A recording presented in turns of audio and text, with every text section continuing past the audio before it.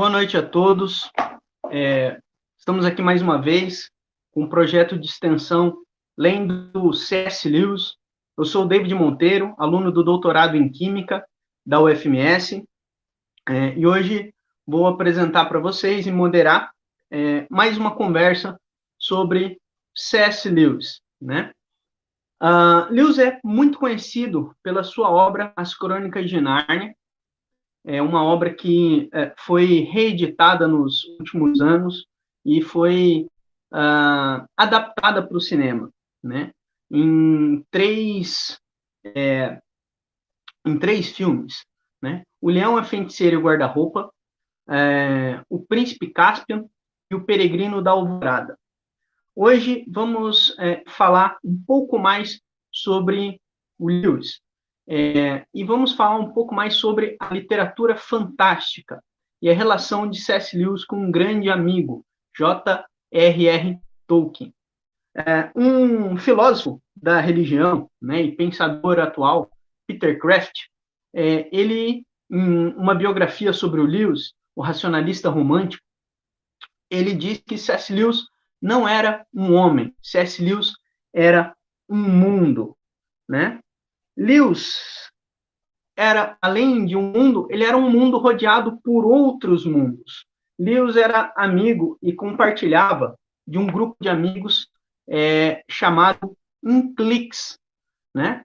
E esse livro, um livro muito interessante, C.S. Lewis and Friends, Fate and the Power of Imagination, David Haim, ele trata sobre a relação do Lewis com diversos outros autores, como Dorothy Sayers, né, Charles Williams e o próprio Tolkien. Lewis, então, era um mundo rodeado de outros universos, grandes escritores ingleses do século XIX.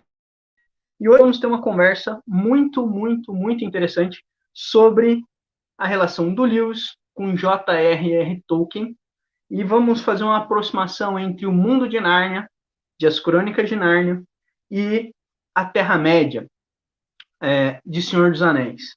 Hoje a nossa palestra é intitulada De Nárnia à Terra-média, um diálogo sobre espiritualidade e literatura fantástica a partir de C.S. Lewis e J.R.R. Tolkien. Então vamos aproximar a Terra-média do Tolkien, Senhor dos Anéis, de As Crônicas de Nárnia. E para isso eu gostaria de chamar o professor Márcio em tela, para a gente poder começar a nossa conversa. Pessoal, primeiro eu gostaria de agradecer ao professor Márcio. Chegou hoje à tarde, legal. Uma grande alegria. O professor Márcio me presenteou com um de seus livros. Eu já tinha comprado pelo meu interesse na trilogia cósmica, a ficção científica do C.S. Lewis. Eu tinha comprado Teologia e Literatura Fantástica, a redenção na trilogia cósmica de C.S. Lewis, também do professor Márcio, editado pela PUC-Rio, pela Unesco. São várias, um conjunto de editoras aqui, né, professor?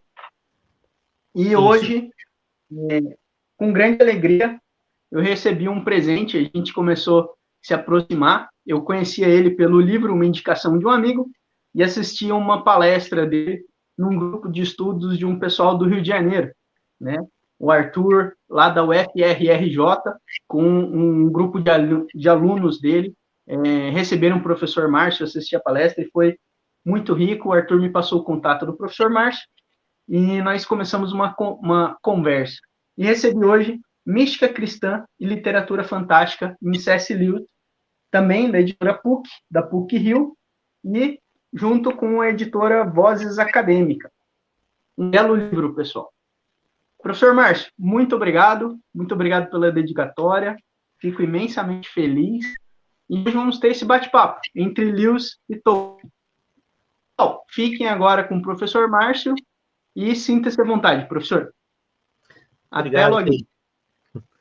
Obrigado pelas boas-vindas e obrigado pelo convite de estar aqui com vocês. Boa noite a todos e todas que estão nos assistindo nesse momento. É muito bom, sempre é muito bom falar de Lewis, falar de Tolkien. São dois autores que eu amo desde que eu me entendo por gente. Alguns dizem que eu tenho um altar aqui em casa para C.S. Lewis. Não chega a ser tanto, mas é quase. Mas é um autor, na verdade, o Lewis é um autor que me desperta paixão desde criança. Já vou falar um pouquinho sobre isso. E o Tolkien também, eu descobri o Tolkien, na verdade, o primeiro livro que eu li dele foi O Hobbit, numa edição antiga ainda, da editora Europa América, que é uma editora de Portugal. E aí também li a trilogia do Senhor dos Anéis, também nessa editora. Na verdade, os livros que eu tenho do Tolkien são todos dessa editora Europa América. O Silmarillion, Contos Inacabados, só os mais recentes que são agora da nova editora aqui que está lançando no Brasil. Mas são dois autores que sempre despertaram muita paixão, muito encantamento e muito interesse em aprender, em conhecer mais sobre eles, né? E aí, bom, me apresentando para vocês. Meu nome é Márcio, a minha formação é em teologia. Eu fiz graduação, mestrado, doutorado em teologia, e o meu grande objetivo nessa pesquisa, nesse caminho, foi tentar unir a teologia com literatura, e mais especificamente com literatura infanto-juvenil, e mais especificamente ainda com literatura de C.S. Lewis. E aí, é claro, também nesse processo eu fiz alguns ensaios com a literatura do Tolkien. Então, são dois autores que eu gosto muito. Se você ainda não os conhece, você ainda não viveu, você precisa conhecê-los urgentemente. E aí fica o convite, então, que a partir de hoje, né, você possa conhecer um pouquinho mais e se interessar por suas obras.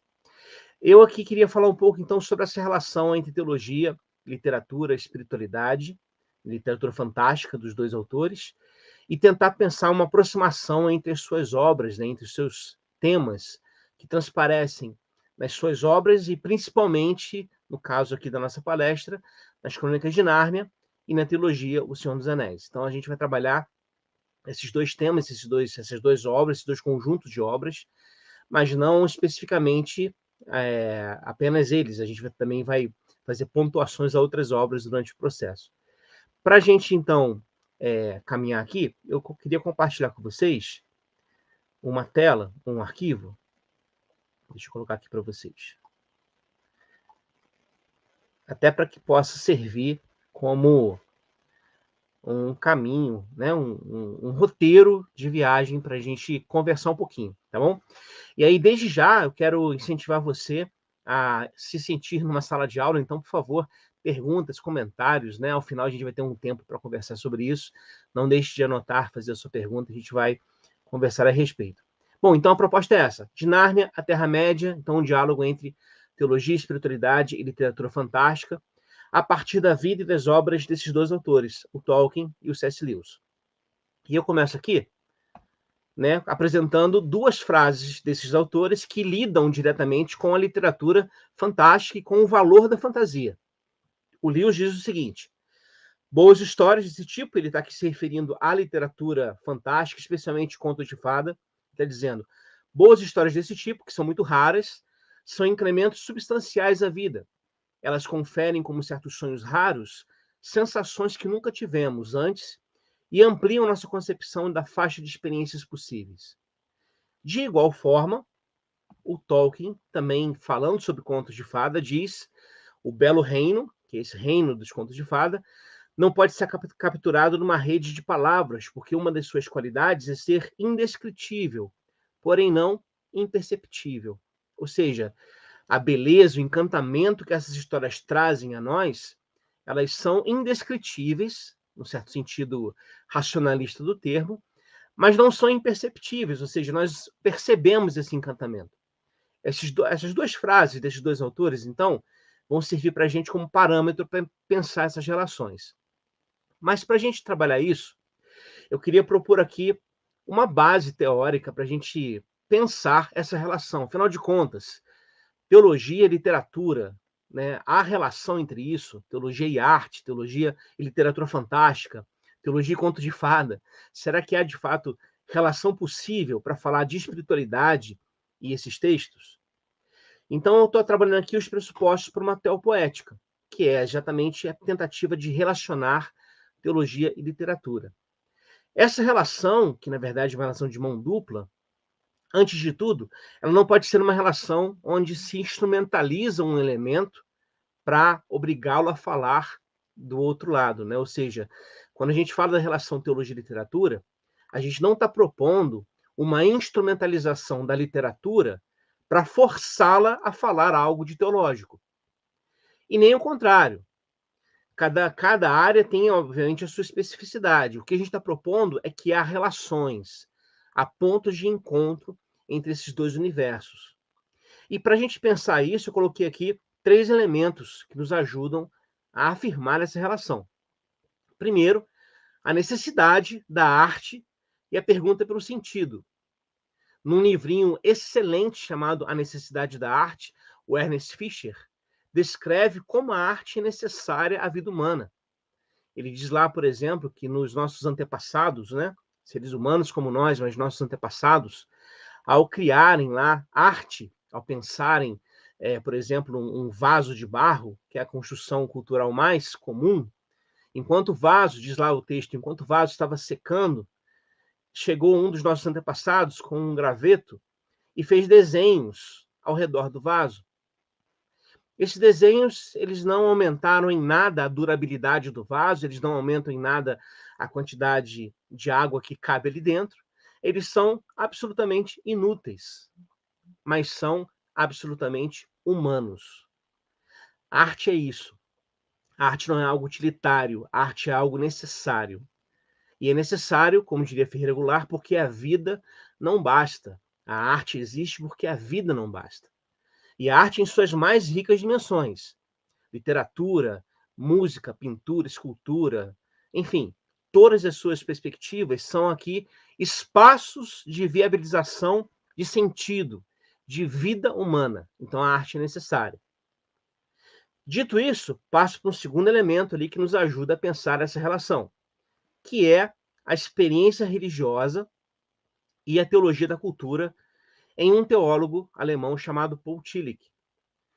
Tillich propõe o seguinte: a experiência religiosa, por ser uma experiência tão incondicional a nós, uma experiência que nos toma por inteiro, então, porque ela está tão internamente ligada a nós, tudo que nós produzimos enquanto seres humanos será carregado dessa experiência.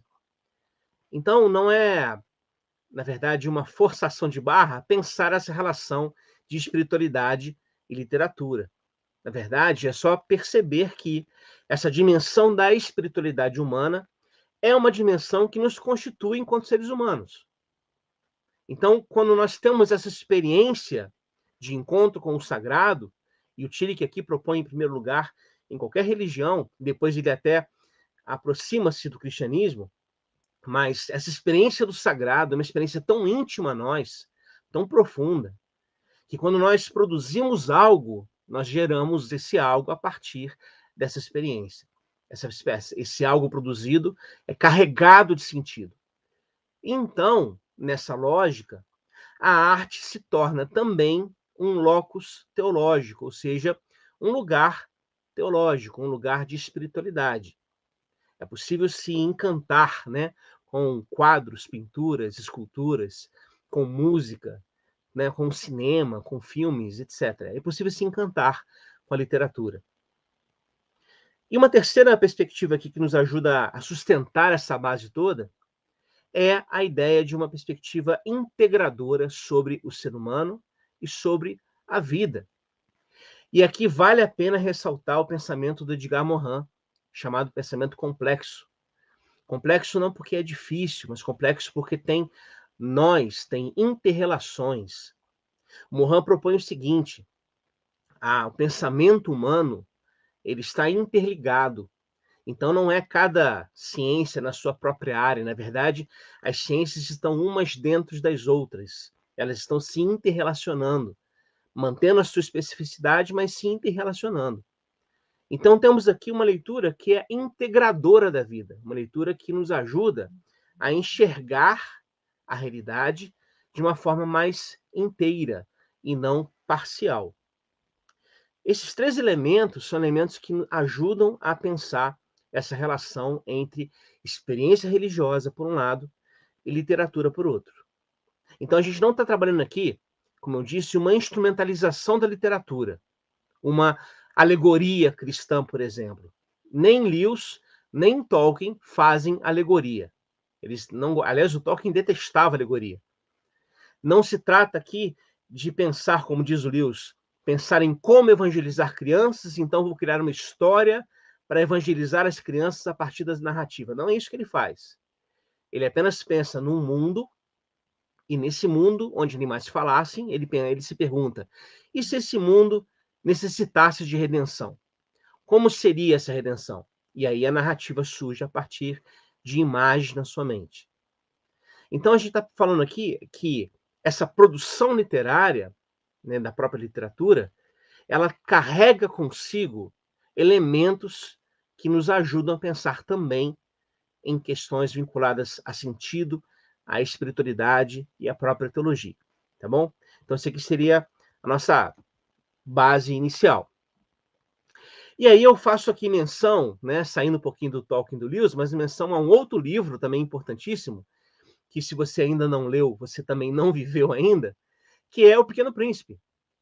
E aí tem essa frase belíssima, é com o coração que conseguimos ver de verdade o essencial é invisível aos olhos. O Pequeno Príncipe está repleto de leituras que nos ajudam a nos reimaginar como seres humanos. E numa das suas frases, lá no livro, acontece isso aqui. O Pequeno Príncipe mostra um desenho, né, aos adultos. Então diz assim, mostrei minha obra-prima às pessoas grandes e perguntei se o meu desenho lhes dava medo. Responderam-me, por que é que um chapéu daria medo? Mas meu desenho não representava um chapéu. E aí, eu acho que vale a pena, né? Se você lembra da história, você sabe o que esse chapéu representa, esse desenho representa, e não é um chapéu, né? Aliás, como alguém já disse, nunca confie em alguém que não saiba o que é esse desenho. Mas o que é esse desenho?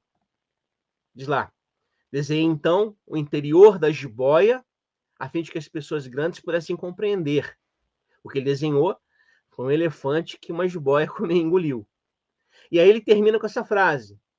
As pessoas grandes pudessem compreender. Elas têm sempre necessidade de explicações. E aí a gente pode pegar essa frase do Pequeno Príncipe para pensarmos o seguinte.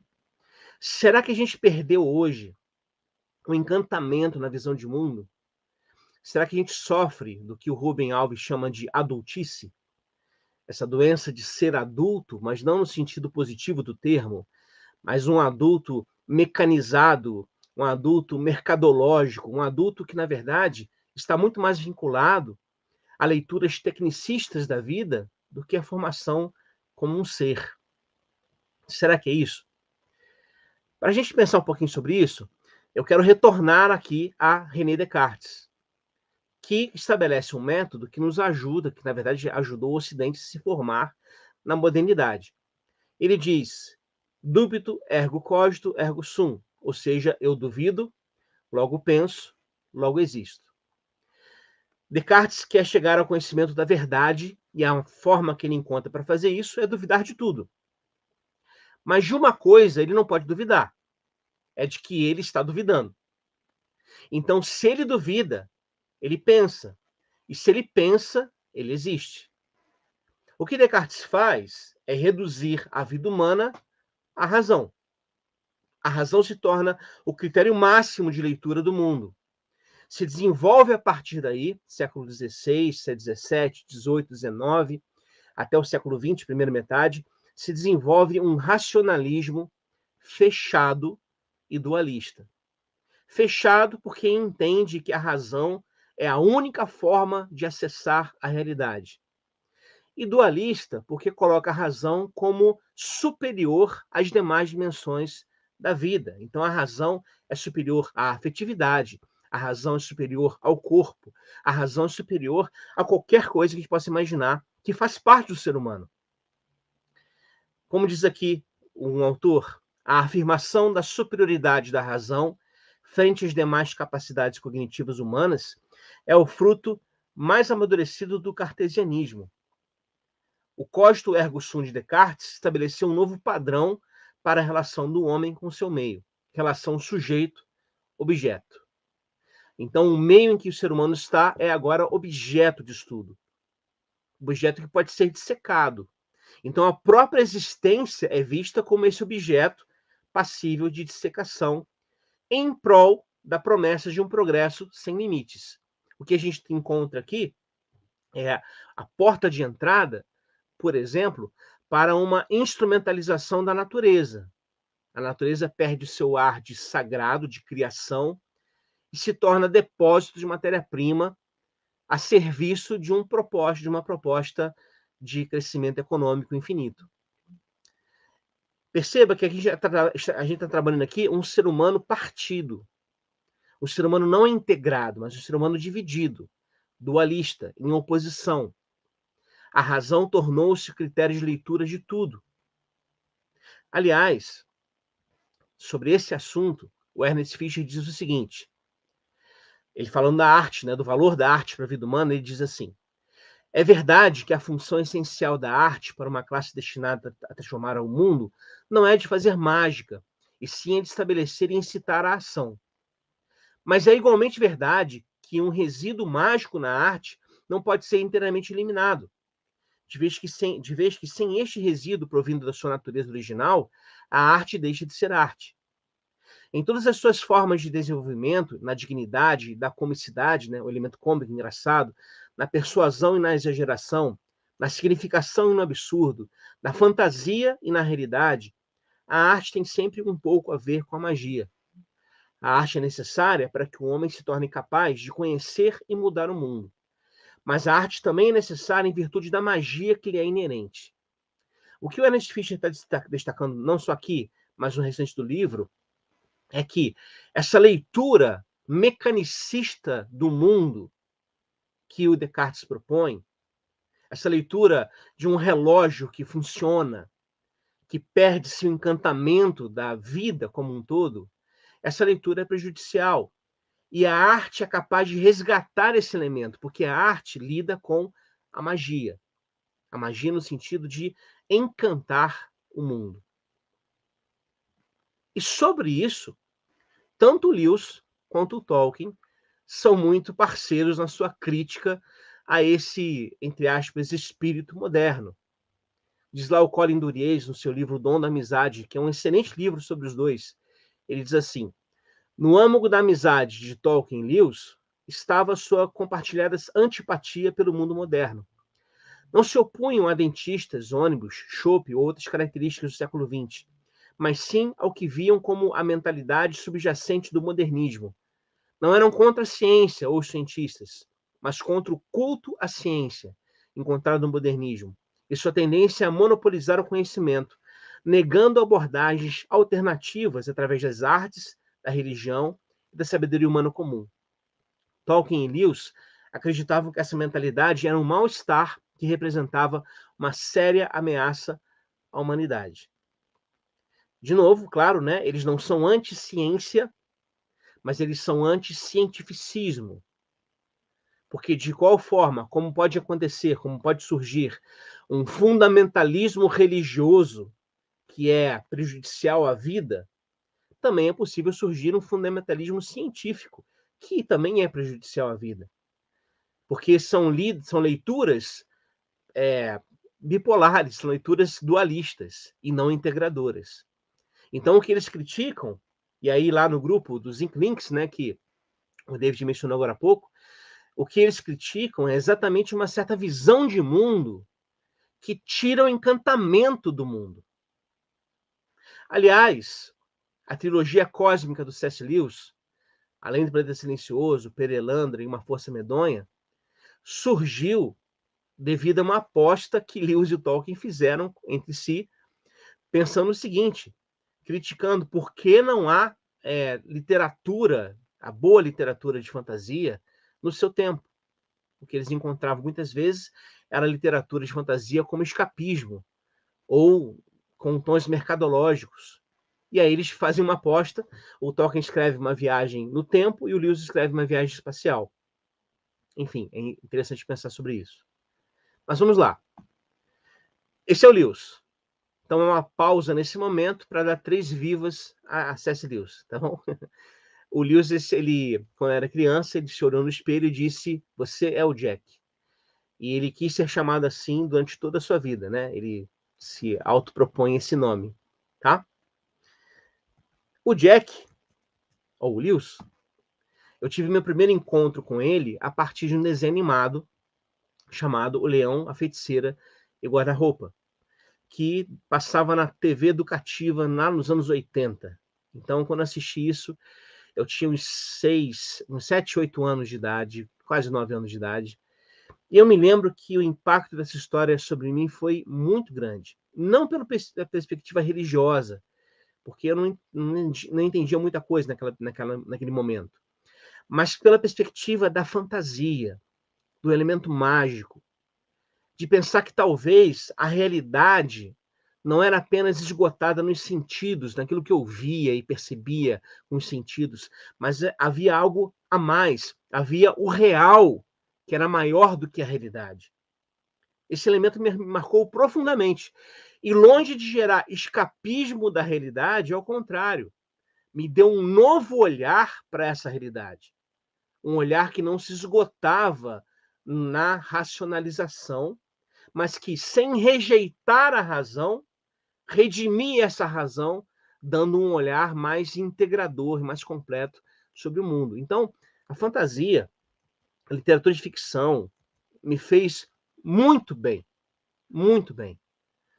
Eu fico lamentando, de verdade, quando eu vejo não apenas gente não lendo ou não querendo conhecer esses mundos, mas como alguns pais também se apresentam, né, muitas vezes como aqueles que rejeitam esse tipo de literatura porque supostamente fariam um mal à criança. Não, não faz mal, mal, de forma alguma. E a gente vai conversar sobre isso daqui a pouquinho também. Essa narrativa, como eu disse, de Lewis, me marcou profundamente. E eu queria então falar um pouquinho de Lewis, daqui a pouco eu falo um pouco de Tolkien, a gente vai juntar os dois e falar das suas obras. O Lewis nasceu em Belfast, Irlanda do Norte, 19 de novembro de 1898. Ele era filho de Albert, que é um advogado, e Florence, que era filha de um pastor. O relacionamento dele com a mãe sempre foi muito bem apresentado na sua biografia, na sua autobiografia. Ele via a mãe como um elemento de estabilidade, né, de serenidade. Já o relacionamento com o pai nunca foi muito bem estabelecido, sempre teve alguns problemas. E aí, depois que a mãe morre de câncer, essa relação acaba piorando. Mas há aqui 3 marcos na vida de Lewis que ele mesmo afirma que assim, desenvolveram quem ele era. Primeiro, a sua amizade com seu irmão, Warren, 3 anos mais velho. Juntos, aliás, eles criaram uma terra dos bichos, que era ligada à Índia, né, do nosso próprio mundo, mas uma terra dos bichos que não era Nárnia, era outra realidade. Lá naquela terra dos bichos, ratos, cavaleiros iam lutar contra gatos, né, com espadas. Então era essa narrativa. O segundo marco que estabeleceu-se na infância de Lewis foi a morte da mãe. Morreu de câncer em 1908, quando Lewis tinha cerca de 9 anos de idade. Isso marcou ele profundamente. Ele diz, inclusive, que no dia da morte da sua mãe, o seu pai encontrou lá no calendário shakespeariano que tinha frases, né? E a frase que havia lá no dia da morte era: a partir de agora, os homens têm que suportar suas dores. Ele diz que foi como se o continente de estabilidade da sua própria vida submergisse como uma Atlântida. E aí ele começou a encontrar apoio no irmão, né, juntos, e cada vez mais os dois se afastando um pouco do pai. Mas nesse mesmo período, um outro elemento marcou Lewis, que é o que ele chama de encontro com a alegria. A alegria, né, joy, em inglês, que aliás seria depois a esposa de Lewis. A alegria é uma experiência que vem a Lewis a partir da fantasia. Ele diz que, na sua autobiografia, ouviu uma voz que gritava: Balder o Belo está morto, está morto. Eu nada sabia sobre Balder, mas instantaneamente fui levado a regiões vastíssimas do céu setentrional e desejava algo que jamais poderá ser descrito, salvo que é frio, amplo, austero, pálido e distante. Ele chama essa sensação de alegria. Inclusive, é difícil para ele descrever o que é alegria. mas ele tenta falar dela da seguinte forma: é um desejo, um anseio inconsolável, uma saudade por algo que ultrapassa a própria sensação de saudade. É um sentimento de nostalgia por alguma coisa, que ele não sabe exatamente o que é. Inclusive, na sua autobiografia, ele diz que várias vezes a alegria se apresentava a ele, dizendo: olha, eu te lembro algo. O que é? Porque não é a mim que você busca. Eu sou um sinal para alguma coisa. E aí, esse desejo que essa alegria despertava nele encontrou eco na literatura de fantasia. Aliás, como eu disse, né, essa passagem sobre Balder, mitologia nórdica, despertou isso em Lewis. Também outros autores, como Beatriz Poxter, que tinha textos escritos sobre animais falantes, e mais especialmente ainda, quando ele tinha 17 anos de idade, ele encontrou Fantastes, de George MacDonald, que é um conto de fada. Conta a história de Anodos, que significa literalmente alguém que perdeu o caminho, e que está ansioso para visitar a Terra das Fadas, que ele quase não acredita mais, e ele acaba recebendo a visita de uma náiade, uma faia que o leva até lá, e aí ele passa por várias experiências, e isso desperta nele um novo encantamento. O Lewis diz que a leitura desse livro batizou a sua imaginação. Ele depois reconhece que foi esta leitura que o iniciou num processo de conversão ou reconversão à fé cristã, porque ele tinha nascido num lar cristão, acabou se afastando, se tornando ateu na adolescência e juventude, mas com o passar do tempo, ele vai retornando e ele afirma que foi esse livro um dos elementos que o levaram de volta à fé. Inclusive, na obra O Grande Abismo, Lewis homenageia o MacDonald, colocando o George MacDonald como guia do seu personagem naquela obra. Então, vale a pena ler esse livro. Essa experiência pessoal de Lewis demonstra a relação entre espiritualidade e literatura de fantasia. Contos de fada e de fantasia em geral despertam em seus leitores um anseio por algo diferente, intraduzível, incomunicável por outra via, que não seja a própria literatura fantástica. E aí o Lewis diz isso num texto, num ensaio sobre maneira de escrever para crianças. O País das Fadas desperta no menino um anseio por algo que ele não sabe o que é. Comove-o, perturba-o, enriquecendo toda a sua vida, com a vaga sensação de algo que está além do seu alcance. E longe de tornar insípido ou vazio o mundo exterior, acrescenta-lhe uma nova dimensão de profundidade. O menino não despreza as florestas de verdade por ter lido sobre florestas encantadas. A leitura torna todas as florestas de verdade um pouco encantadas. E esse é um elemento importante para Lewis. Para Lewis, a fantasia não é escapismo, não gera fuga da realidade. A não ser que seja uma literatura, uma fantasia ruim, que ele diz. Mas a boa literatura de fantasia não desperta fuga, desperta um novo olhar para essa realidade. Então, o menino que lê contos de fada não despreza as florestas de verdade, mas as enxerga de um novo prisma, como se fossem um pouco mais encantadas. Como diz o Chesterton, contos de fada não dizem às crianças que dragões existem. Crianças já sabem que dragões existem. Contos de fada dizem às crianças que dragões podem ser mortos. Então há todo um elemento aqui de construção de mundo, de construção de identidade pessoal, que a literatura de fantasia pode gerar, inclusive no seu aspecto de espiritualidade. Ok? Dito isso, vou aqui fazer uma pausa rapidinho para falar do Tolkien. A gente não vai poder aprofundar essas biografias, infelizmente, mas eu queria apresentá-lo, né?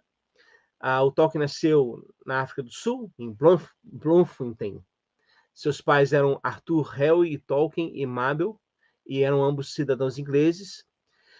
Houve problemas de saúde, né, na família, especialmente por parte da mãe, e aí os dois que estavam na África do Sul por causa do clima, voltaram para a Inglaterra, o pai ficou lá e acabou falecendo lá de febre reumática. A Mabel se tornou católica, aliás, foi muito ajudada, a família do Tolkien foi muito ajudada por um padre, que inclusive ajudou a educação do Tolkien. Ele se tornou filólogo e professor em Oxford, e depois também se tornou amigo de C.S. Lewis. Aliás, quando Lewis encontra o Tolkien em Oxford, ele escreveu no seu diário o seguinte: Tolkien é uma boa pessoa, só deve levar uma ou duas palmadas, mais ou menos assim. Esse aqui foi meu primeiro contato com o Tolkien.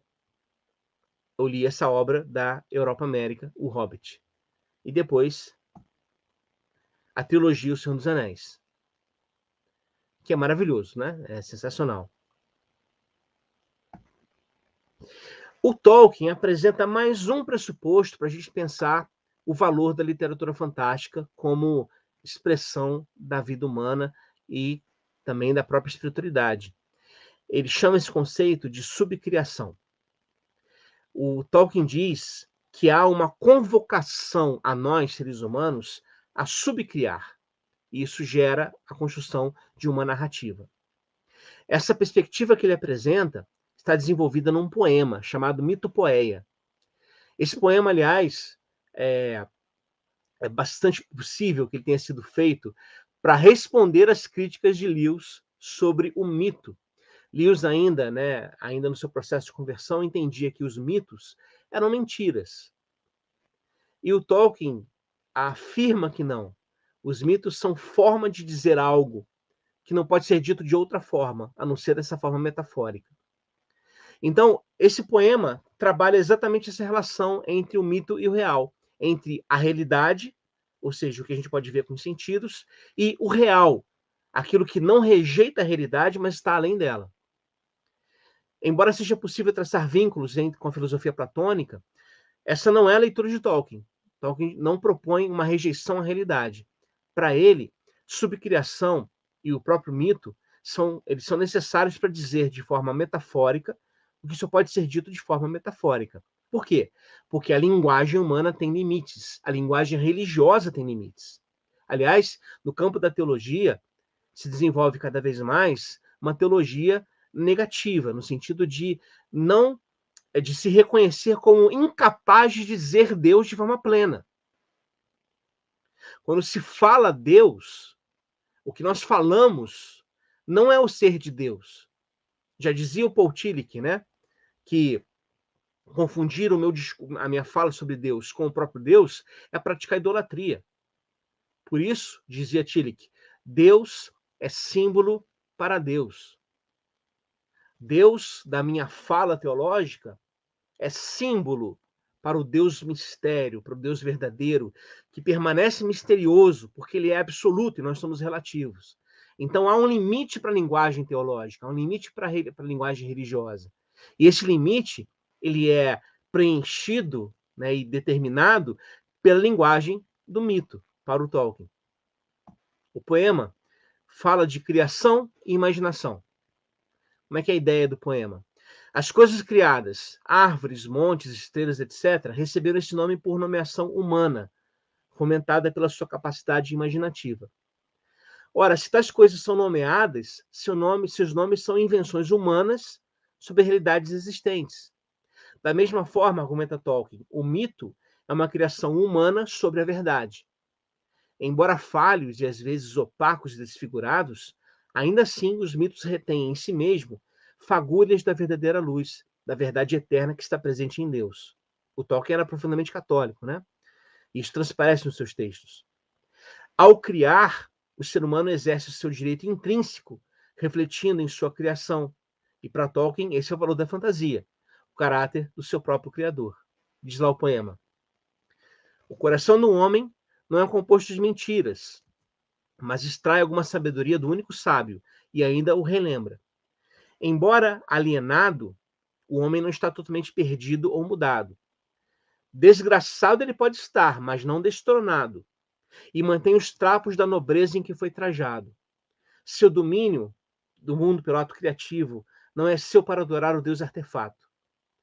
Homem, subcriador, a luz refratada, através da qual um único branco se estilhaça para muitas matizes, e infinitamente combinada, em formas vivas que se movem de mente para mente. E essa parte é sensacional. Se todas as frechas do mundo enchemos com elfos e goblins, se ousamos moldar deuses e suas casas com escuridão e luz, se semeamos as sementes de dragões, esse é o nosso direito, usado ou mal usado. O direito não nos foi renegado. Criamos pela lei na qual fomos feitos. O Tolkien diz o seguinte: o valor da literatura, dos contos de fada, do mundo da fantasia, é essa subcriação de um universo que tem sentido em si mesmo, o universo tem suas próprias leis. E isso revela um dado característico do ser humano. Nós somos chamados a co-criar, a criar junto. E isso na tradição judaico-cristã é bem estabelecido. Quando há o relato mítico da criação do Éden, e o ser humano é chamado por Deus para nomear animais, isso nada mais é do que subcriação. Subcriar. Cuidar do jardim, dar ordem ao mundo. Isso é subcriar. E a gente faz isso não apenas no mundo externo, mas no mundo interno que nós somos, ao criarmos histórias e narrativas que dizem sentido a nós e aos outros. Esse é o valor belíssimo da literatura. Por isso que quando lemos literatura, nós nos identificamos com os personagens, porque eles falam do que é comum a nós. Eles falam do que é comum à vida. E, nesse sentido teológico, se a literatura fala da vida, e segundo a tradição judaico-cristã, Deus está na vida, então ambos se encontram. Literatura e teologia estão próximas, estão ligadas. Porque ambas falam desse processo de subcriação, desse processo de criar um mundo próprio, um mundo com as suas próprias leis internas, que tenha sentido e que tenha conceitos de justiça, de verdade, de riscos de mal. O mal também está presente nas literaturas, mas o mal que é vencido. E aí o Tolkien diz, a beleza dos contos de fada é exatamente a eucatástrofe, ou seja, a virada repentina do final feliz. A ideia de que, por mais que a situação esteja complicada, trágica, pessimista, haverá um momento de ruptura, haverá um momento em que o herói vencerá, de que o bem vencerá, haverá o final feliz. E o Tolkien faz uma associação desse final feliz do conto de fada para a lógica do evangelho, dizendo que a ressurreição de Cristo é a eucatástrofe da história humana. É o final feliz da história humana. Isso é genial, isso é fantástico, isso é extremamente inspirador.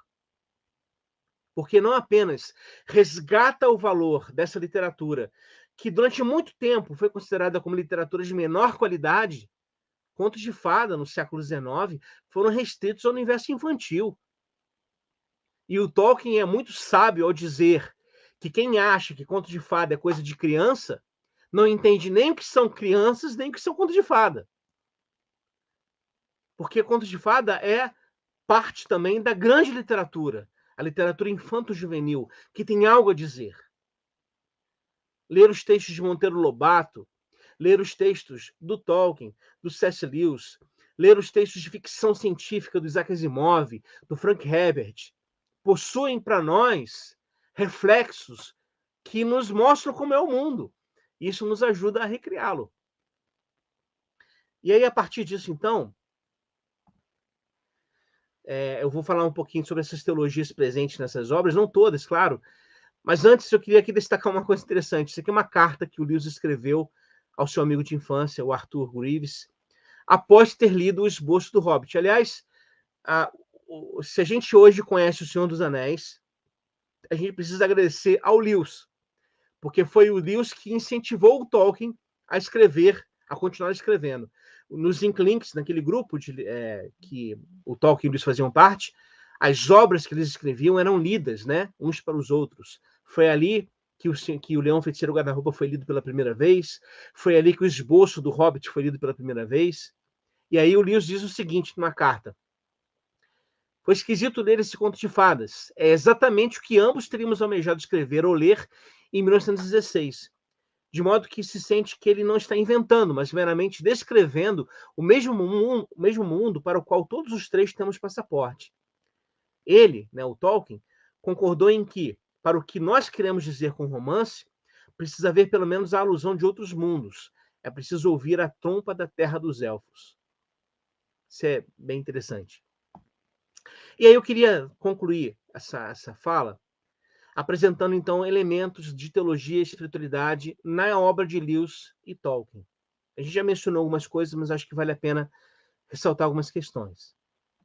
Em primeiro lugar, a perspectiva de que a literatura fantástica retorna ao nosso mundo. E ao retornar ao nosso mundo, recria o nosso mundo a partir da fantasia. É o que eu estava dizendo com vocês agora há pouco. A literatura do Lewis, como contos de fada, como literatura fantástica, não é fuga. Não constitui uma fuga do mundo. Ao contrário, é ir à Nárnia, mas retornar pelo guarda-roupa à própria realidade e ao próprio mundo, mas retornar mudado, transformado, porque, como diz lá o professor Digo das crianças, uma vez coroado em Nárnia, sempre rei de Nárnia. Mas Nárnia não acontece da mesma forma duas vezes, então não dá para voltar pelo mesmo caminho, é preciso seguir a vida, e na vida se encontrar novamente com fantasia nos locais mais inesperados do mundo. Seja, por exemplo, ouvindo uma trompa soando ao longe, seja estando num quarto com um dos piores personagens. Eu aprendi a odiar aquele menininho, o Estáquio, mas aquele garoto é muito chato, pelo menos no início, né? No Viagem Peregrino da Alvorada. E aí, estando lá num quarto com ele, de repente perceber que um quadro é uma passagem para um outro mundo. Ou perceber que e esse mundo, esse novo mundo que nós vamos, não é um novo mundo que nós temos controle para ir nesse sentido. Ele acontece. No Cadeira de Prata, Polly e o Eustáquio estão num colégio experimental, e aí o Eustáquio acaba falando de Nárnia para Polly, e... Polly não, desculpa. Agora eu esqueci o nome da menina, depois eu vou lembrar. Mas eles conversam, e aí ela pergunta, será que a gente não pode fazer uma mágica para ir lá? Alguma coisa assim, nós mesmos? E o Eustáquio diz, não, porque eu acho que a Aslan não gostaria. A Nárnia é uma coisa que acontece a nós. Então, a fantasia, a gente vai para o mundo do fantástico, mas a gente retorna mudado. Na Terra-média, de igual forma. A história que o Bilbo Baggins, eu não consigo falar Bilbo Bolseiro, me perdoem, mas a história que o Bilbo Baggins escreve, né? Lá e volta, e de volta de novo, né? De lá e voltando ao mesmo espaço. Isso representa o segmento dessa estrada da aventura e o retorno dela em novidade. Quando o Bilbo volta no final do Hobbit, ele é um outro Hobbit, bem diferente do que era no início. Quando os Hobbits, Frodo, a Sam, o Pippin e o Merry, retornam ao Condado, ao Shire, no final do livro 3 do Senhor dos Anéis, eles são quase que irreconhecíveis, porque há neles uma dignidade, né? O Pippin e o Merry trajando as armaduras dos seus respectivos reinos, Gondor e Rohan, e há uma dignidade presente neles, porque o que houve, o que transformou eles? Exatamente o elemento do fantástico, que é capaz de gerar essa nova perspectiva de mundo. E mais ainda, né? É uma leitura que encara a realidade, encara a própria vida como uma possibilidade múltipla de ações, de caminhos, como de lá o Bilbo ao Frodo, né? É um negócio perigoso, Frodo, sair da sua porta. Você pisa na estrada e se não controlar seus pés, não há como saber até onde você pode ser levado. Mas a alternativa a isso é ficar em casa. E ficar em casa, quem fica em casa, não vê dragões, não vê a montanha solitária, não vê os elfos, não se encontra com as maravilhas do mundo. Então eu preciso sair. E aí, lembrando aqui a música que o Bilbo canta. A estrada segue sempre em frente, deixando a porta onde começa. Agora, distante, a estrada continua, e eu devo segui-la se eu puder, conquistando-a com meus pés ávidos, até que ela se junte a um grande caminho, onde muitas trilhas e tarefas se encontram. E para onde depois? Não sei dizer. Isso aqui é belíssimo, é uma ilustração da vida humana, dos caminhos que são caminhados solitariamente, mas que se partilham, vez ou outra, da presença um do outro, até que se juntam no mesma jornada de formação do ser. Há um aspecto profundamente antropológico nessas leituras. O segundo elemento que eu queria destacar, a criação como espaço de harmonia. Aqui é a narrativa do Sobrinho do Mago. Nárnia, Nárnia, desperte, ame, pense, fale, que as árvores caminhem, que os animais falem, que as águas sejam divinas. Isso aqui é o leão Aslan clamando Nárnia ao nascimento. Quem leu a história vai lembrar, quem não leu me perdoa pelo breve spoiler, mas o Dígore, agora sim, a Polly, e o tio, né, do Dígore, que é o considerado bruxo, né? Ele se chama bruxo, na verdade não é muito bruxo, mas enfim. E a própria feiticeira, Jades, estão lá num lugar onde não é lugar, não tem nada naquele lugar, é um não lugar. E aí se diz aquela narrativa. No escuro, finalmente, alguma coisa começava a acontecer. Uma voz cantava muito longe. Nem mesmo era possível precisar a direção de onde vinha. Parecia vir de todas as direções. E Dígore chegou a pensar que vinha do fundo da terra. Certas notas pareciam a voz da própria terra. O canto não tinha palavras. Nem chegava a ser um canto. De qualquer forma, era o mais belo som que ele já ouvira. Tão bonito que chegava quase a ser insuportável. E duas coisas maravilhosas aconteceram ao mesmo tempo. Uma, outras vozes se uniram à primeira, e era impossível contá-las. Vozes harmonizadas à primeira, mais agudas, vibrantes, argênteas. Outra, a escuridão em cima cintilava de estrelas. As novas estrelas, as novas vozes, surgiram exatamente no mesmo tempo. Se você tivesse visto e ouvido aquilo, tal como Dígore, teria tido a certeza de que eram as estrelas que estavam cantando, que fora a primeira voz, a voz profunda que se fizera aparecer e cantar. Isso aqui é muito claramente vinculado à leitura da criação em Gênesis, que, de novo, não é um relato literal. Se não considerarmos o Gênesis como um relato literal, nós estamos empobrecendo a narrativa. Lá se trata de um mito, de um conto de fadas, digamos assim, que não deixa de expressar verdades porque é conto de fada, porque é um mito. E qual é a verdade lá? Há um criador que cria, e ele cria pela palavra, ele cria pelo som. E essa criação é chamada a criar junto. Produza a terra, segundo a sua espécie. Produza o mar, segundo a sua espécie. Não é uma criação de fora para dentro, como se Deus, na narrativa, fosse uma espécie de Zeus mitológico, mexendo no mundo como massinha de modelar, mas é um Deus que está dentro da criação, germinando a criação a partir de dentro. E essa é a força da criação, segundo o relato de Gênesis. É a ruá de Deus, o vento do espírito, que, segundo a narrativa, é soprado para o interior do ser e gera vida. E aí, mais uma vez, essa ideia, né, da criação, como eu estava dizendo, esse nada da pré-criação que é preenchido pela canção de Aslan, é a mesma narrativa em Gênesis. Uma criação que convoca a cocriação. Porque a canção, né, tem uma narrativa que diz, a canção era de novo diferente, mais agreste que as outras. Fazia a gente querer correr, pular, subir nas árvores, gritar, ir ao encontro dos outros para abraçá-los ou esmurrá-los. Ou seja, é uma canção criadora que gera ação, que gera motivação, que gera uma reação humana. De igual forma, a narrativa bíblica se apresenta assim.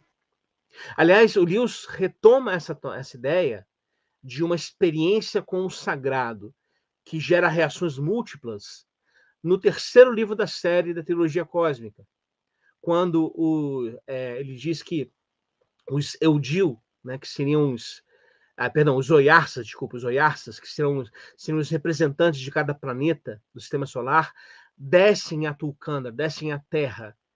E a reação que os humanos que estão lá próximos sentem é uma reação que mistura música, riso, alegria, pulo, energia, reflexão, tudo ao mesmo tempo.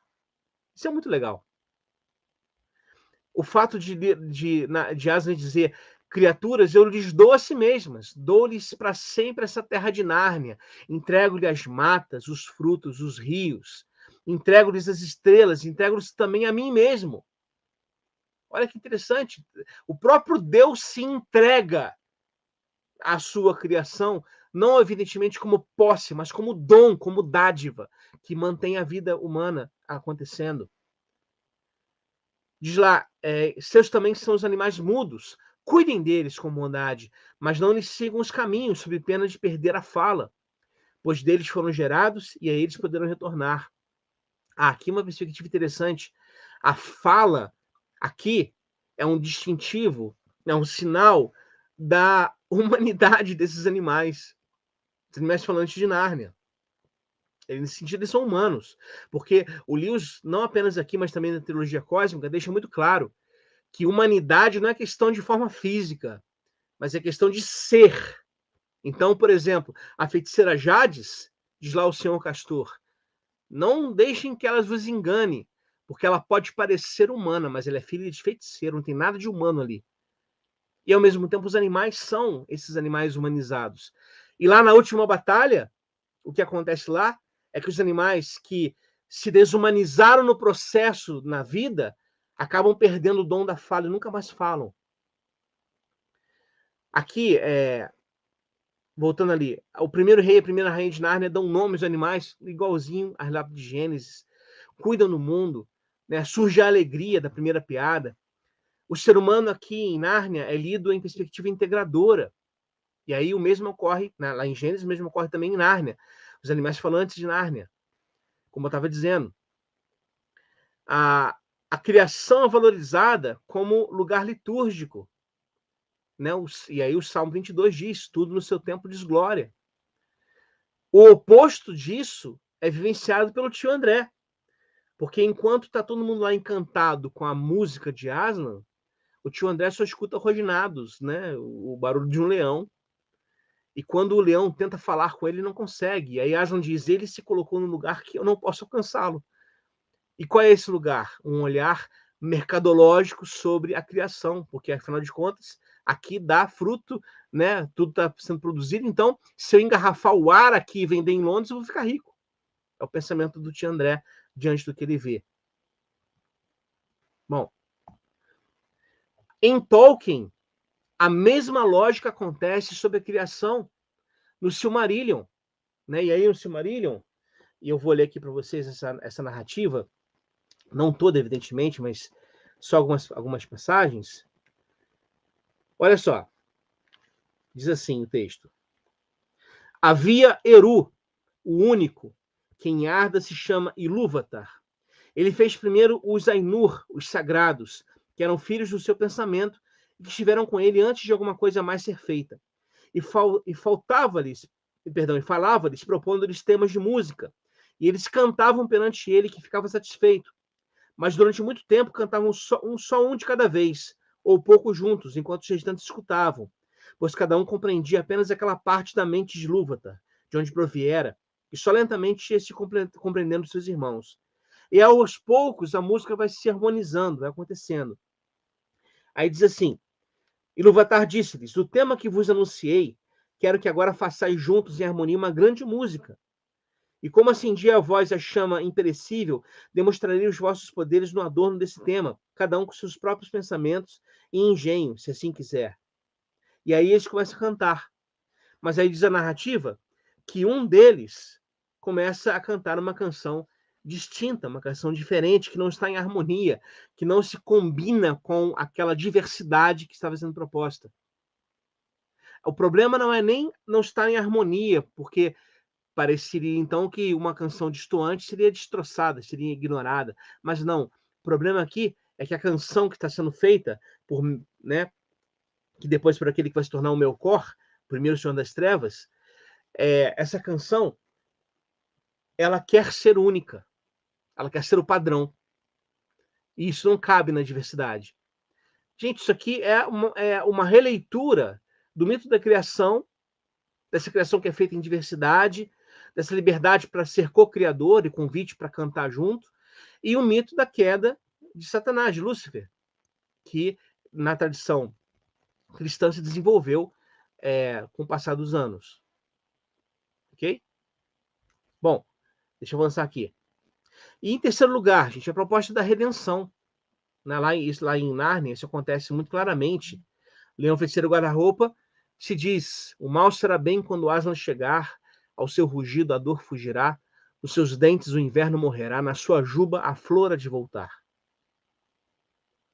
Nárnia se entrega ao exército da feiticeira, segue, né, pela sua via dolorosa, primeiro acompanhado das duas crianças, Susana e Lúcia, mas depois sozinho, e aí se entrega lá voluntariamente, tem a sua juba raspada, ele é esbofeteado, ele é espancado, né, ele é xingado, e por fim ele é morto. Mas depois ele aparece vivo e ressuscitado para as crianças, e, como acontece no Evangelho, as primeiras a verem Aslan ressuscitado são mulheres, são as crianças. Os elementos são muito claros aqui. O perdão que é dado a Edmundo, um perdão que é, inclusive, dado por Aslan a Edmundo e que ninguém sabe o teor da conversa entre os dois, e é para ser assim mesmo, segundo a narrativa, porque, afinal de contas, cumpre-se ali em Nárnia o que se fala em relação a Jesus, como sendo ele o único mediador entre Deus e os homens, e os seres humanos. Então não há intervenções humanas nessa relação, é Deus e a pessoa, é Aslan e Edmundo. E um elemento importantíssimo, a salvação que pertence a Aslan e não aos narnianos. Essa aqui, para mim, é uma das melhores passagens que tem na última batalha. O Calormano Emmett, que é um soldado vinculado a um exército inimigo de Nárnia, e ele serve a uma divindade estranha, serve a Tash, ele se vê na terra de Aslan, sem saber como chegou ali. E ele narra essa perspectiva aqui, ele narra o seguinte: quando o leão chega até ele, ele diz assim: então prostrei meus seus pés, pensando, essa certamente é a hora da minha morte, pois o leão, que é digno de toda honra, bem saberá que durante toda a minha vida tenho servido a Tash, não a ele. No entanto, melhor é ver o leão e depois morrer do que ser Tisroque do mundo inteiro e viver sem nunca havê-lo encontrado. Porém, o glorioso ser inclinou a cabeça dourada e me tocou na testa com a língua, dizendo: filho, sê bem-vindo. Mas eu repliquei: ai de mim, Senhor, não sou filho teu, mas sim um servo de Tash. Criança, continuou ele, todo serviço que tens prestado a Tash, eu considero como serviço prestado a mim. Não porque ele e eu sejamos um, mas por sermos o oposto um do outro, é que tomo para mim os serviços que tens prestado a ele. Pois eu e ele somos tão diferentes que nenhum serviço que seja vil pode ser prestado a mim, e nada que não seja vil pode ser feito para ele. Portanto, se qualquer homem jurar em nome de Tash e guardar o juramento por amor à sua palavra, na verdade jurou em meu nome, mesmo sem saber, e é eu que o recompensarei. E se algum homem cometer alguma crueldade em meu nome, então, embora tenha pronunciado o nome de Aslan, é a Tash que está servindo e é a Tash que aceita suas obras. Isso aqui é clarissimamente presente nos evangelhos. Quando, por exemplo, Jesus diz a uma multidão que chega até ele dizendo: Senhor, nós profetizamos em teu nome, curamos em teu nome, nosso ministério é muito carismático, tudo em teu nome. Jesus diz: eu não conheço vocês. Por que não conhece? Porque há a presença de injustiça, de questões vis nas suas práticas. O nome por si só de Aslan ou de Jesus não é suficiente para salvar. É preciso que seja acompanhado por uma ética que dê conteúdo a esse nome. E aqui também a narrativa se revela, né, com muita clareza, aquela frase de Jesus dizendo que muitos se sentarão à mesa com o Pai, muitos que virão do Oriente e do Ocidente. Ou seja, não é só para filhos de Abraão, isso aqui é aberto, é acolhedor, é um convite para todos e todas. Isso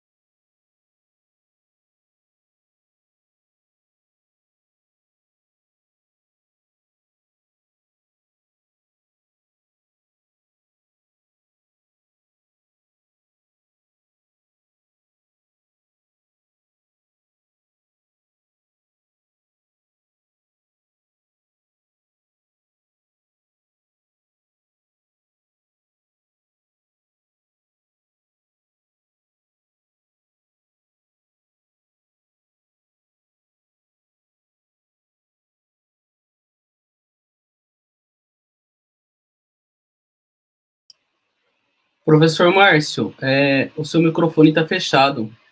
Opa! Eu acabei de dizer as frases mais incríveis da palestra hoje, agora. Muito bem, voltamos aqui, me perdoem, gente. Eu bati aqui no fio sem querer e acabou desligando. Voltando, então. Estava dizendo que essa redenção que acontece em Tolkien e também em Nárnia é uma redenção que desperta esperança. Né? Para quê? Para recriar mundos. E aí lá diz lá o Samwise Gamgee para o Frodo. É como nas grandes histórias, senhor Frodo, as realmente importantes. Eram cheias de perigo e escuridão. E às vezes nem se queria saber o final. Porque como o fim poderia ser feliz? Como o mundo poderia voltar a ser o que sempre foi quando tanta coisa ruim acontecia? Mas no final é algo que passará essa sombra. Até mesmo a escuridão acabará. Um novo dia virá. E quando o sol nascer, ele brilhará ainda mais. Essas eram as histórias que ficavam com a gente, que significavam alguma coisa, mesmo quando eu era pequeno demais para entender por quê. Mas eu acho, senhor Frodo, que eu entendo. Agora eu já sei. As pessoas daquelas histórias tiveram muitas chances para desistir, mas não desistiram. Elas foram em frente porque estavam se agarrando a alguma coisa. Que há algo de bom nesse mundo, senhor Frodo, algo pelo qual vale a pena lutar. E aí, termino aqui com duas frases do Gandalf. Olha só, gente. Se essas frases não podem ser aplicadas agora, na nossa realidade brasileira atual, outros males poderão surgir, pois o próprio Sauron não passa de um servo ou emissário. Contudo, não nos compete dominar todas as marés do mundo, mas sim fazer o que nos for possível para ajudar os anos em que estamos inseridos, erradicando o mal nos campos que conhecemos, para que quem viver depois possa ter terra limpa para cuidar. Isso aqui é uma convocação à ação ética no mundo. É uma convocação não à passividade, mas a agir. E esse elemento está muito presente na espiritualidade cristã. E essa relação toda com a vida também admite a questão da dor e do sofrimento. O que diz Gandalf? Não vou pedir que não chorem, pois nem todas as lágrimas são um mal. Ora, no mundo que medicaliza a dor, no mundo em que o sofrimento é rejeitado como algo ruim a priori, o Gandalf nos lembra que, como diriam os titãs, fugir da dor é fugir da própria cura. É necessário, talvez, estabelecermos essas questões. E tudo isso, gente, vem a nós pela literatura de fantasia. Tudo isso vem a nós pela força, pela capacidade que essa literatura tem de nos encantar, nos refazer enquanto seres humanos e gerar em nós posturas éticas de ação no mundo. Essa é a vocação da literatura fantástica. E por isso que eu convido você que, se você ainda não leu, mas eu convido você a se embrenhar na literatura de Lewis e Tolkien, tá bom? Você vai se encantar com isso. E vai te fazer muito, muito bem. Tá legal? Agradeço demais a presença de vocês. Volto aqui para o David. David, eu acho que eu ultrapassei o horário um pouquinho, me perdoa. Perfeito. Eu estou aqui regozijante com a sua fala. Minha cabeça está borbulhando de ideias. E essa sua fala final me lembrou uma música de uma banda de rock portuguesa, né? Ela fala assim: doutor, preciso de ajuda. Tomo meus comprimidos, mas a vida não muda. Minha força motora são os antibióticos, que me tornam de natural em químicos protótipos. Essa é a vida artificial, né? Para falar para fazer um breve, tentar fazer um breve comentário, para falar sobre literatura, ciência, né? E a teologia.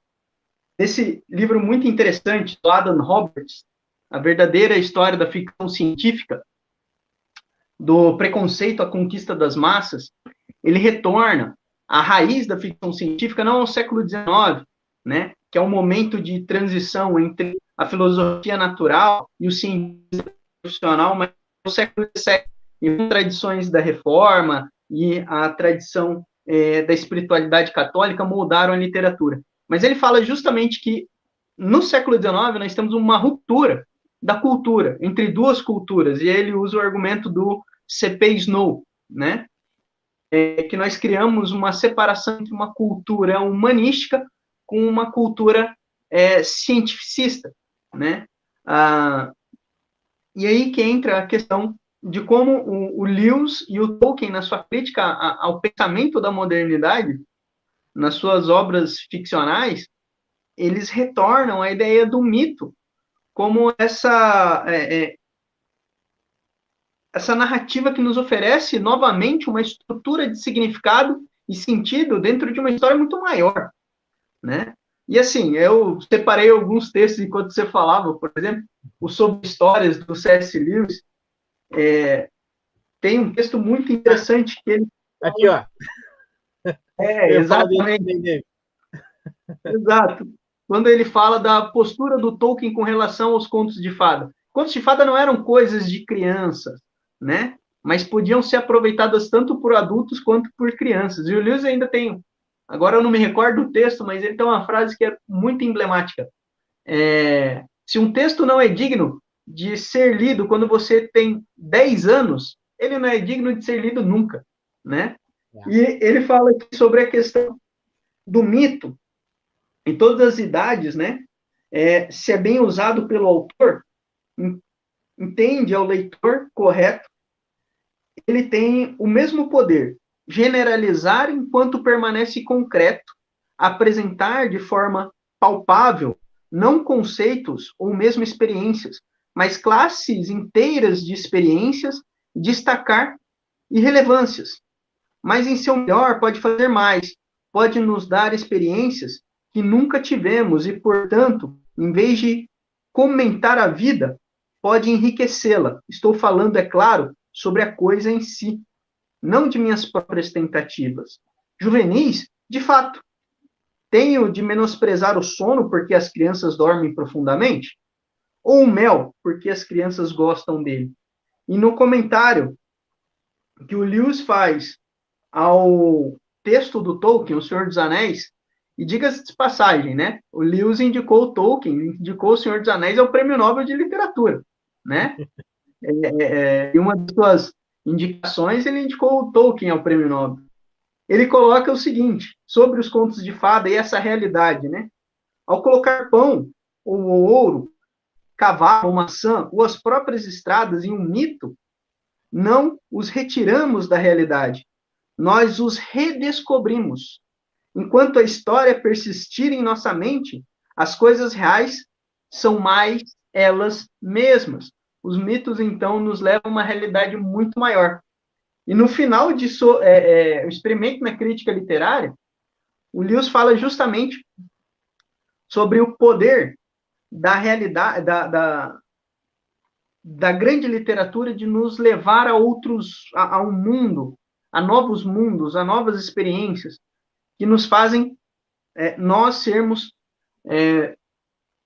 mais nós mesmos à medida que compartilhamos da experiência de outros, né, de outros autores.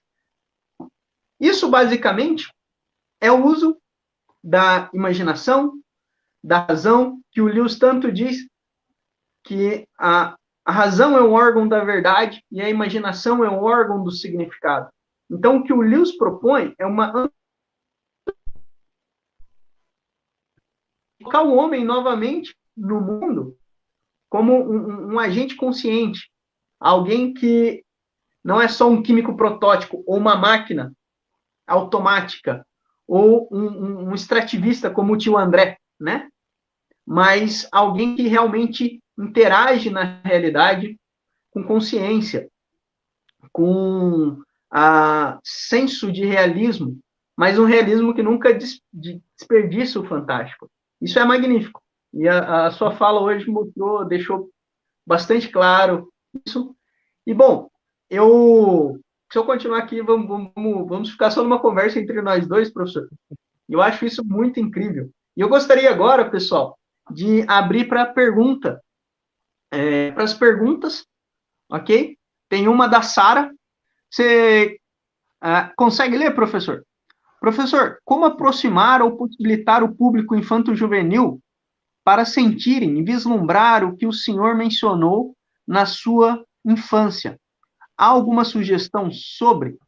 Parece ser algo inalcançável nos dias atuais. Pois é, Sara, Professor? é assim, eu me lembro da minha experiência, não com literatura fantástica, mas com literatura nacional, que também, evidentemente, tem os seus elementos fantásticos, né? Há contos de Machado de Assis que são fantásticos no melhor sentido da palavra, e outras narrativas também. Mas foi passado para mim, quando criança, essas narrativas como obrigação de leitura para a prova.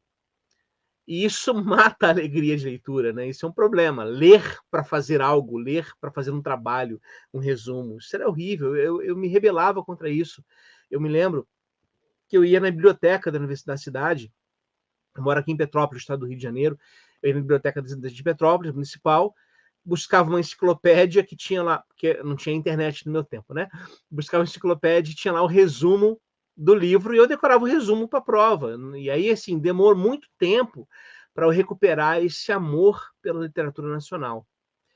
E aí eu acho que no caso da literatura infanto-juvenil, ainda há esse elemento também, né? Muitas vezes há uma proposta de leitura como ou como castigo para alguma coisa, o que é um absurdo. O castigo vai ser ler esse livro. Ou como necessidade de fazer uma avaliação. Eu acho que um caminho importante para a gente seria o seguinte: a gente ler com as crianças, ler com elas. Então, porque isso gera, além do encantamento com a fantasia, né, que está na narrativa, gera uma parceria que eu acho que faz muito bem, né, aos dois, né, tanto a quem está ensinando esse sentido, quanto a própria criança que está ouvindo isso. Agora, por outro lado, eu vejo interessante assim como algumas obras têm sido muito lidas por crianças, né? Eu tenho as minhas críticas pessoais, por exemplo, a série do Harry Potter, mas um fato é indiscutível. A quantidade de jovens que lê livros, aqueles livros lá grandões, de 400, 500 páginas, isso é uma coisa interessante de pensar. Eu acho que a gente poderia, então, trabalhar círculos de leitura. Acho que é uma experiência que valeria a pena ser feita. Círculos de leitura com um texto. Vamos conversar sobre esse texto. Não, nada de avaliação, nada disso. Vamos conversar sobre ele, né? O que você acha? Você faria diferente? Acho que isso despertaria essa atenção. Você estava falando agora, David, me lembrou o seguinte: o que o Chesterton diz em relação aos mitos, né? Ele diz assim: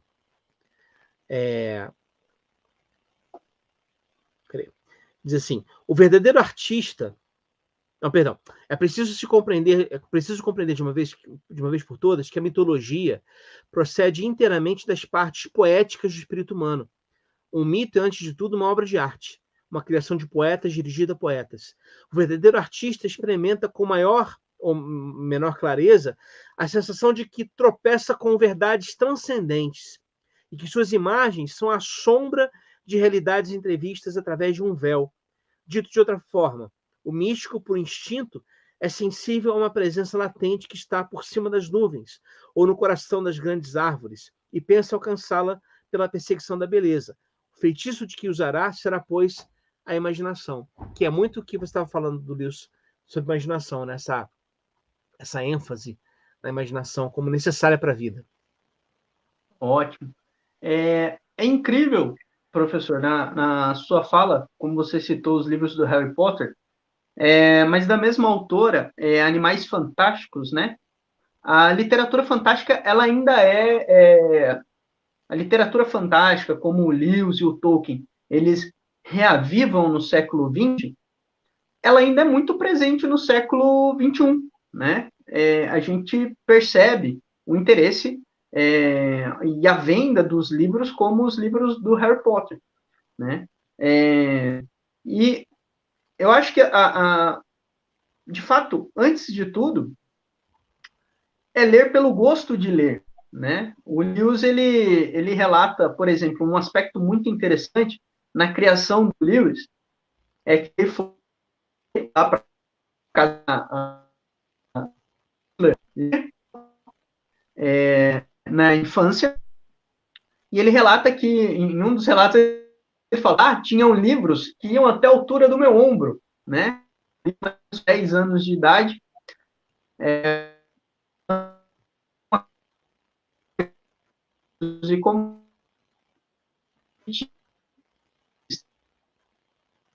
né, os livros, que possibilitar para as crianças o contato com o livro físico. O fato de você levar uma criança na livraria, você colocar ela para escolher livros, você dá um valor, sei lá, a não ser que você vá num sebo, você dá R$20, R$10 para uma criança, né? Tem algumas feiras que você dá um valor em dinheiro para a criança comprar o livro que é do interesse dela, inicialmente nem tanto pelo gosto literário, porque elas vão escolher o que mais interessa a elas no momento, né? Mas é criar ambientes onde elas tenham contato com o livro, né? Ambientes de leitura, ler em casa, ler para as crianças, né? Uma experiência que eu tive com minha sobrinha, nós lemos O Leão, a Feiticeira e o Guarda-Roupa. Não, nós lemos o Mago, na verdade.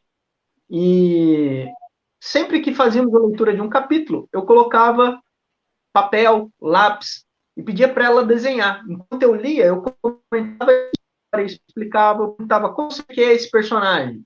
Olha, a Polly é assim, é uma menininha assim, assado, e ela desenhava. Aí outra hora era massinha, outra hora era tinta guache. Criar esse ambiente onde as crianças têm contato com a leitura. Agora, o que o senhor falou me lembra muito o Mortimer Adler no livro Como Ler Livros, né? Eu acho que é uma obra de referência. Para quem está interessado, como eu começo a ler as coisas, qual é o meu ponto de partida, eu acho que é um texto muito interessante. Né? Pessoal, temos mais alguma pergunta para o professor Márcio?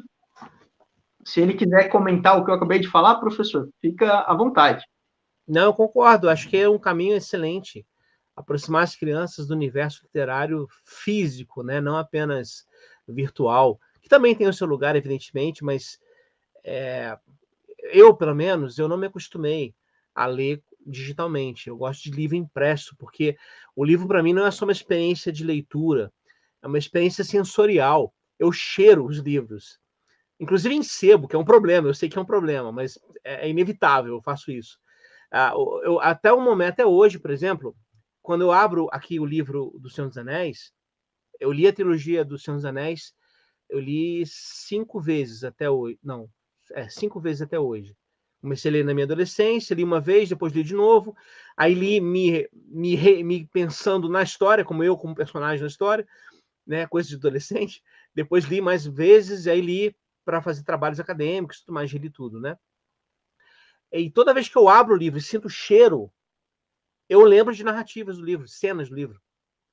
Quando eu fui ver O Senhor dos Anéis, lá, o primeiro filme, né, do Peter Jackson, aquela cena da corrida, né, nas Minas de Moria, onde se enfrenta lá o Balrog, eu quase, assim, eu quase agradeci em voz alta, gritando ao Peter Jackson, porque foi exatamente daquele jeito que eu tinha imaginado a cena. Falei, é isso mesmo, Peter, parabéns, cara, é isso.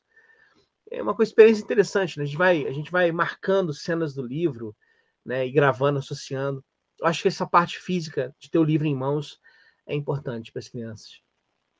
Exato. E uma experiência que eu tenho tido, professor, em sala de aula, dando aula. Eu dou aula de química, apesar de gostar muito de literatura e ler, né? Eu dou aula de química. E uma das vezes, eu estava falando sobre ligações químicas e eu estava falando sobre ligação metálica. E o conceito de ligação metálica é você pensar, a ideia, né, que os livros textos apresentam, é você pensar um mar de elétrons. O que é um mar de elétrons?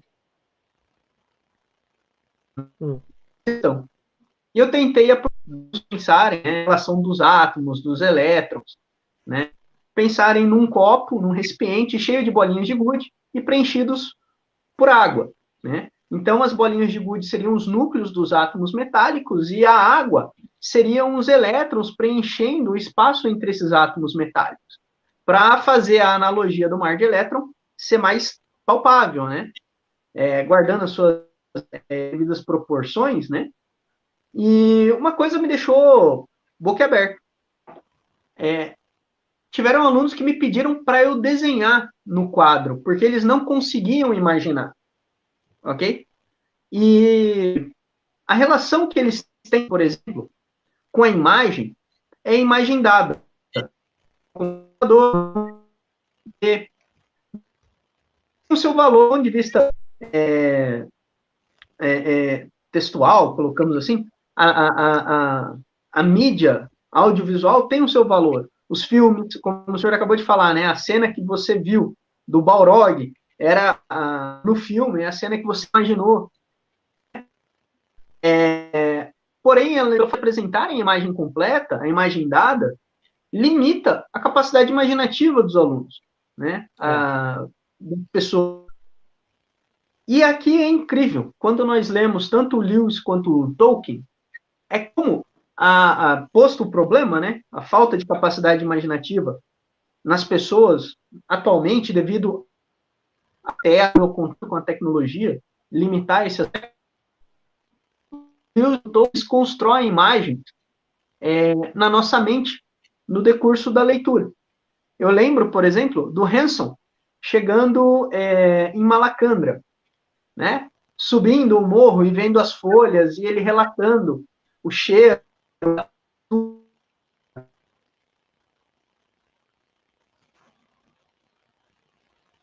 Eu fui incrível. Caminhando na estrada, né?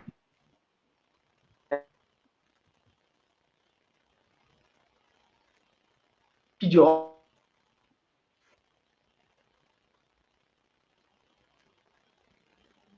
Essa parte final tá falhando o teu áudio, David. Não tô te escutando.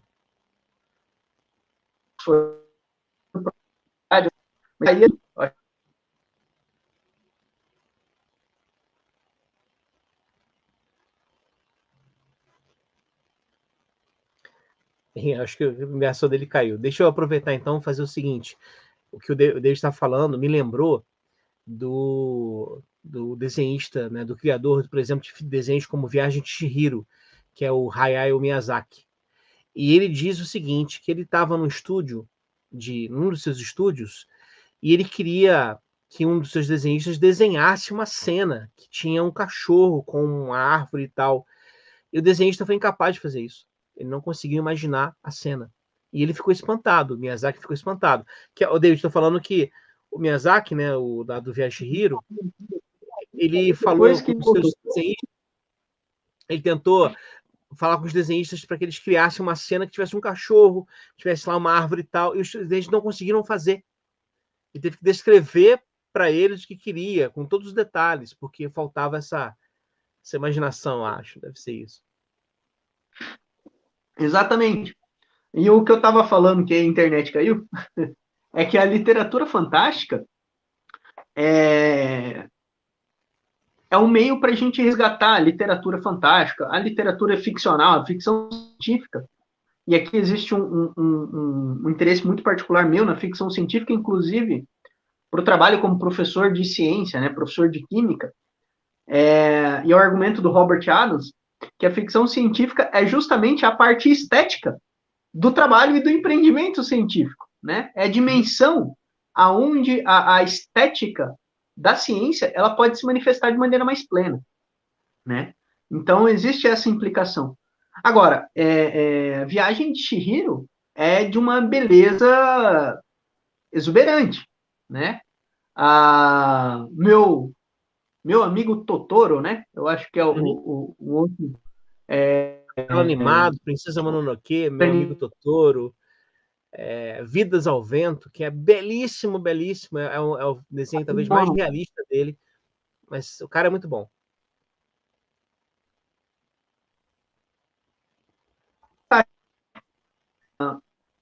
Eles conseguem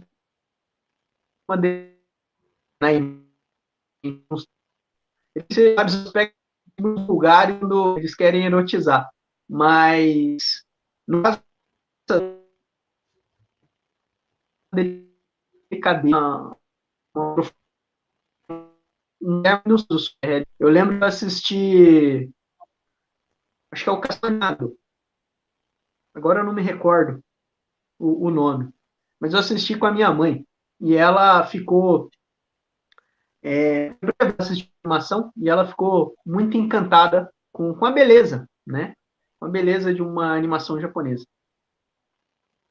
Legal. Bom, a gente chega aqui ao nosso fala, né? Eu não sei se eu estou aparecendo aí para vocês, se a internet está caindo. Não, estamos te ouvindo. Então, está ouvindo? Ok. Gosto muito de agradecer a palestra.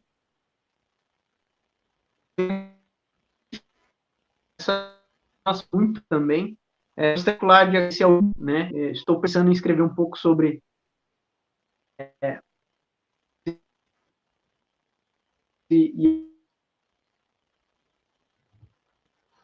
Ô, David, tá me ouvindo? Tem uma pergunta aqui da... Ih, o David caiu de novo, tadinho. Mas tem uma pergunta da Camila Miranda que eu acho que é interessante responder. A Camila perguntou assim, gente, professor Márcio, com tantas medidas restritivas, como lutar... obrigado, para continuar a enxergar... Como lutar para continuar a enxergar as maravilhas do mundo e não perder a fala? Essa questão, Camila, para mim é importantíssima, porque ela tem a ver com a questão da esperança. A esperança é o que nos anima como seres humanos. E eu acho que nesse sentido, eu volto aqui ao Tolkien, né? O Tolkien, aí o livrinho que eu estava falando, é esse aqui, ó, sobre história de fadas, tá? Do Tolkien. Agora tem uma outra edição, que na verdade aqui tem duas narrativas. Tem o sobre história de fadas, que é uma palestra que o Tolkien deu numa faculdade na Escócia, e o Folha por Nigel, que é um conto do Tolkien.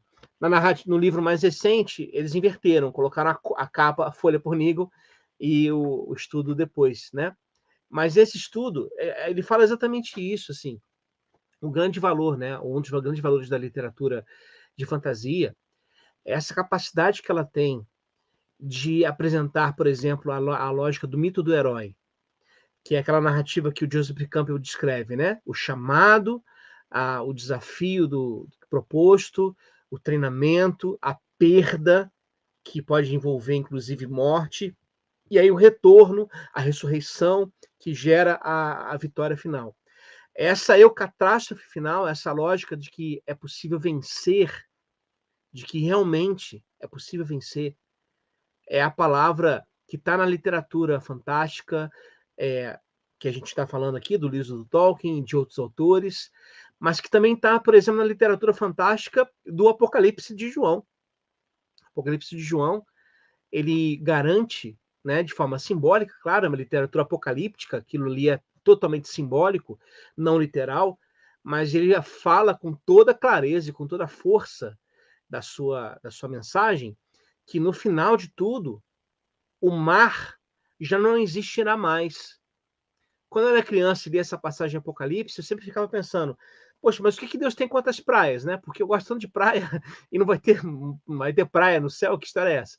Mas não é isso. É que no Apocalipse, o mar é a origem, é a fonte da origem do mal, que é a besta que sai do mar, que é o Império Romano que domina toda a região. Quando o Apocalipse fala que não haverá mais mar, ele está dizendo o seguinte: vai chegar um momento em que o mal deixará de existir. E essa afirmação de esperança é a afirmação que nos mantém na caminhada, eu acho. E aí, ao longo do caminho, a gente vai encontrando ecos dessa esperança nas literaturas que a gente encontra, inclusive literatura de fantasia.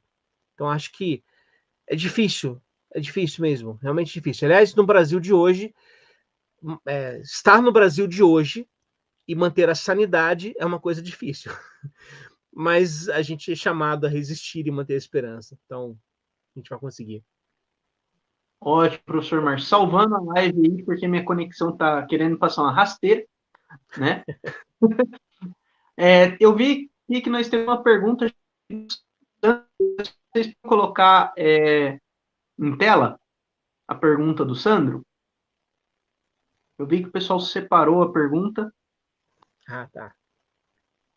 Ó, como adaptarmos essas narrativas para as nossas crianças quando se trata de evangelismo? Seria o local adequado, a maneira para dar um pulo na imaginação? É possível isso? Tá, boa pergunta, Sandro. Eu acho assim, eu acho que a literatura, ela, claro, a gente acabou de mostrar isso, né? Como é possível fazer esses vínculos, inclusive com as questões da fé cristã. E aí a gente podia fazer até com outras teologias, de outras tradições religiosas. Aqui o foco foi o cristianismo. É possível fazer isso. Mas eu acho que só é possível fazer isso porque essas literaturas, por exemplo, do Lewis e do Tolkien, não quiseram ser proselitistas. Não quiseram ser criação voltada para a evangelização.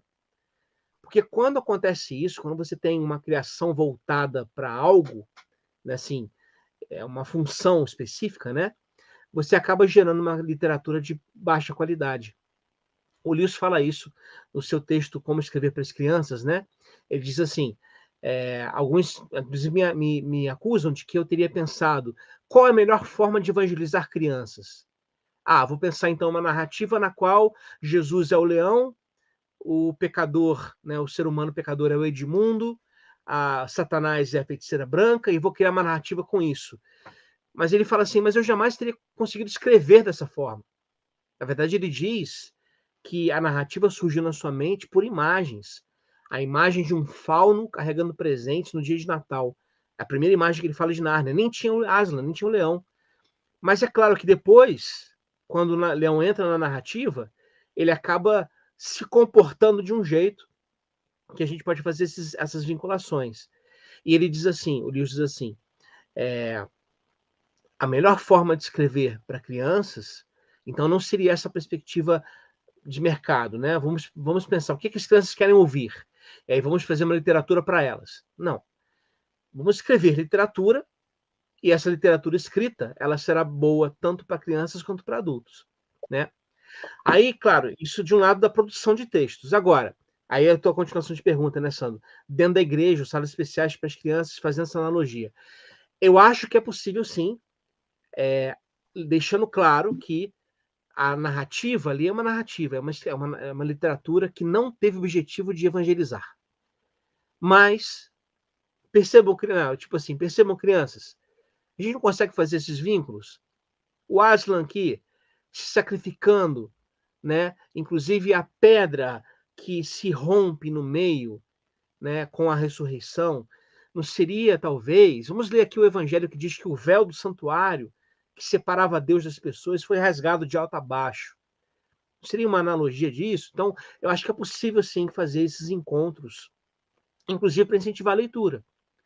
Agora, há resistências, tá? No meio evangélico em especial. Meio evangélico, gente, sem generalizar, é claro, mas muitas vezes ele é um meio que resiste à beleza, que resiste à imaginação, que resiste ao novo nesse sentido. Eu lembro que eu escrevi, ainda na minha graduação em teologia, eu escrevi um artigo chamado A Teologia de O Leão, Feiticeiro e Guarda-Roupa. Se encontra aí pela internet em algum lugar.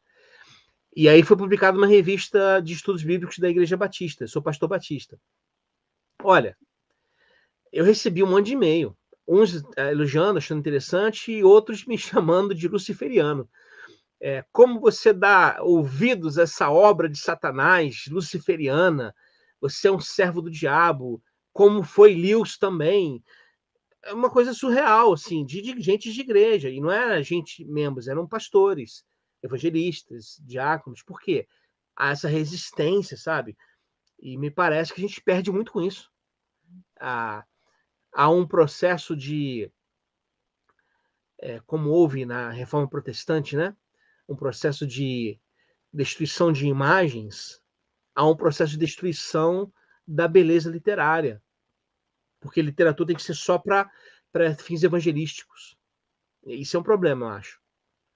Enfim, eu estou divagando aqui, mas acho que não sei se consegui responder. Exato. E como diz o Huckmacher, né? Hans Huckmacher, ele tem um texto muito interessante. A arte não precisa de justificativa. Se uma arte ela busca uma justificativa para sua estética, ela não passa de panfletagem, né? Professor, Pra gente, antes da gente encerrar, eu gostaria de citar o 3 modos de escrever para crianças, bem o final, que eu acho que é a maneira como o Lewis vê a criança. Eu acho que é uma maneira muito interessante da gente perceber. Lembrando, pessoal, o Lewis casou tardiamente, né? Já acho que na casa dos 50 e poucos anos, e não teve filhos. E ele escreve no texto: uma vez, na sala de jantar de um hotel, eu disse de forma muito audível: detesto ameixas secas. Eu também. Veio de outra mesa uma voz inesperada de 6 anos. A identificação foi instantânea. Nenhum de nós achou engraçado. Nós dois sabíamos que as ameixas secas são desagradáveis demais para serem engraçadas. Esse é o encontro adequado entre o homem e a criança, como personalidades independentes, das relações muito mais elevadas e mais difíceis entre filho e pai, o aluno e professora. Não digo nada. Um autor, como mero autor, está fora de tudo isso. Ele nem mesmo é tio. Ele é um homem livre e um igual, como o carteiro, o açougueiro e o cachorro da casa ao lado. Essa é a grande questão. Lewis nunca subestimou as crianças, né? É isso aí. E o próprio Tolkien, quando escreve Roverandom, ele justamente escreve para o seu filho, né? E numa linguagem que nunca e jamais subestimaria a capacidade de uma criança. Para eles, a criança é um igual, é um amigo, é alguém que está lado a lado desfrutando da mesma obra literária. Tanto é que, como eu citei antes, um livro que não é digno de ser lido aos 10 anos, ele não deve ser lido nunca na vida, né? Essa é a perspectiva dos dois. Professor Martins, muito obrigado. Eu acho que a gente já pode encerrar, acho que não tem mais nenhuma pergunta. Foi fantástico, gostaria realmente de agradecer, agradecer pelos textos, agradecer pela palestra, pela presença, e gostaria aí que o senhor desse uma última palavra, desse um conselho para o pessoal, e gostaria que o senhor desse aí a última palavrinha para a gente.